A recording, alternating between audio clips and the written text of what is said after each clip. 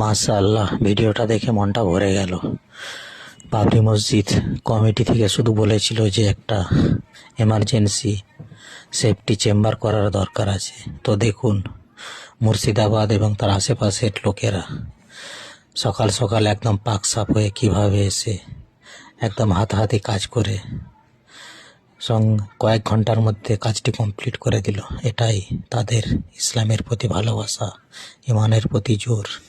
যেমন দেখছেন দান বক্সে তাদের দানে ভরিয়ে দিচ্ছে, তেমন পরিশ্রম করে দেখুন কিভাবে কয়েক ঘন্টার মধ্যে সেফটি চেম্বারটি করে দিল। দেখে মনটি ভরে গেল। খুব ভালো লাগলো এই কাজটি দেখে। এই মুর্শিদাবাদবাসীর এই ভালোবাসা সারা ভারতবর্ষে তথা বিশ্বের মানুষের কাছে তারা এখন বেলডাঙ্গা মুর্শিদাবাদ বেলডাঙ্গাবাসী এখন সারা বিশ্বের কাছে চর্চায় বাবরি মসজিদ নির্মাণের জন্য। তাই সকল বিশ্ববাসী মুসলিমরা দোয়া করে অতি শীঘ্রই যেন বাবরি মসজিদ নির্মাণ হয়ে যায়।